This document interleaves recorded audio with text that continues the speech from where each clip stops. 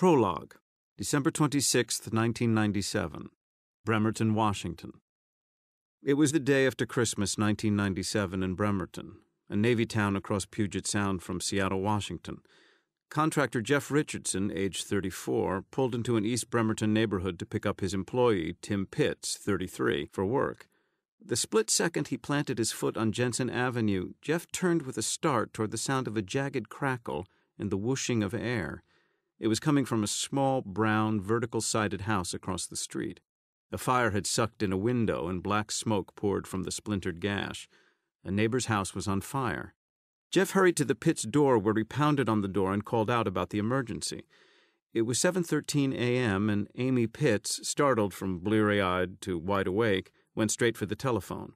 Her call to 911 was one of several that came in around the same time. The burning 1942-built Rambler belonged to Nick and Dawn Hackney. The Pitts knew the Hackneys only in passing, based on occasional conversations on the street. Nick was a youth pastor for a church on nearby Bainbridge Island, and Dawn a loan officer at the Kitsap Federal Credit Union in Silverdale. He seemed outgoing, the kind of fellow with a quick word and a smile. She was nice, but a bit more reserved, not cool, just the type of person who waited for others to approach her, not the other way around. Nick liked to hunt and had set up a tented structure in the backyard that some assumed he was testing as a prototype for a hunting shelter he'd erect elsewhere. The Hackneys had a couple of labs, yellow and chocolate, named Hope and Faith. None of the neighbors had been inside the house, but there was evidence, sounds of hammering and construction supplies being brought in, that the place was in the midst of a much-needed remodeling. That was about the sum of what they knew. Having rousted the Pitts, Jeff Richardson immediately sprinted up the steep concrete steps to the Hackney's door and pounded it until his fist stung. Tim Pitts, who had joined his boss, called out to see if anyone was inside. "Hey, you're on fire!" A voice came from the other side of a shaggy hedge. "They're not home."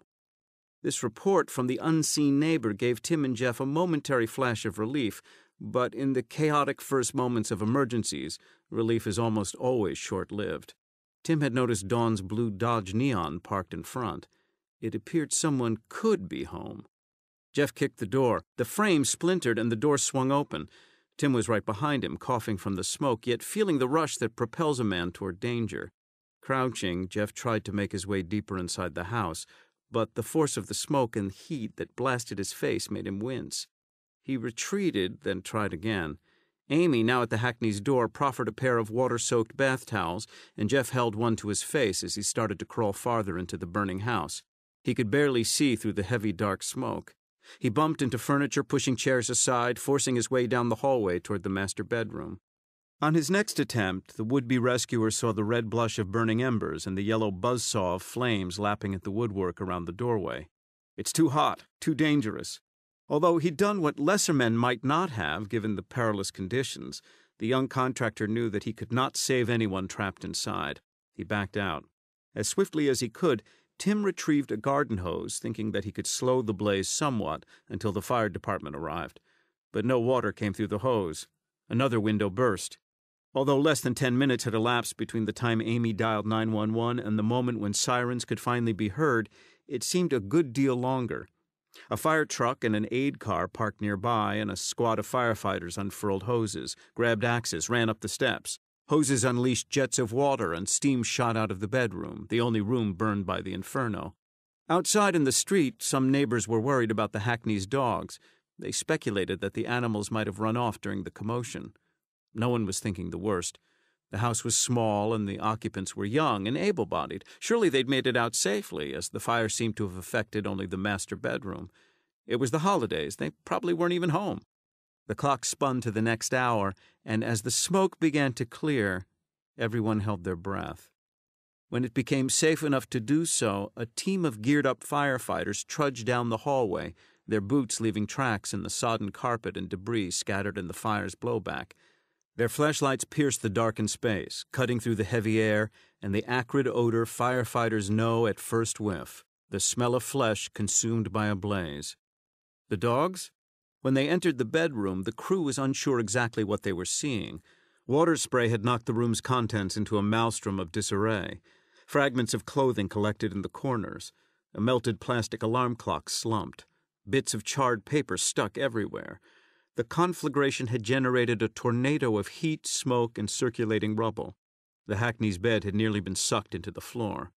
A fireman found the source of the odor. It was not a missing dog, but the barely distinguishable form of a human being. "There," he said, pointing a gloved finger.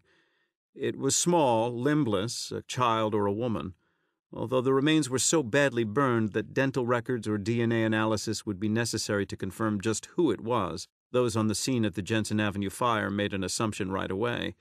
The small body folded into the oozing rubble was Dawn Hackney, 28, and not her husband, Nick. As tight-lipped as fire department and police personnel can be, it was apparent to the bystanders witnessing to the emergency that something extremely grave had occurred in the house.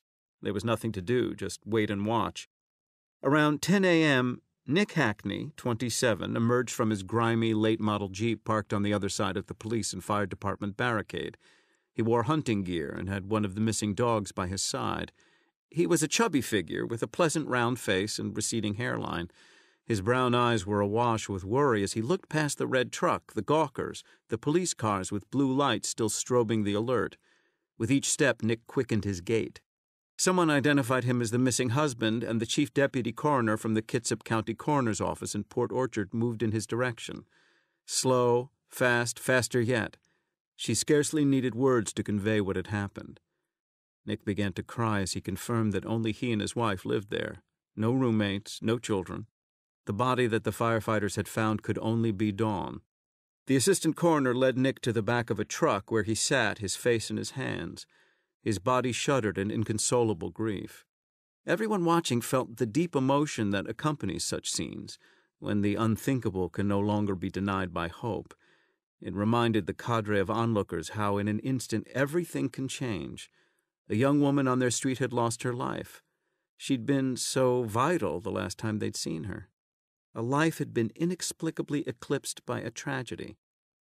The fire department left, and the police secured the scene. There was nothing more to see, so the neighbors returned to their houses, their Christmas leftovers, the gifts that they would choose to keep or return. Some cried. Some just shrugged it off. Others pondered how it was that Dawn Hackney hadn't made it out alive.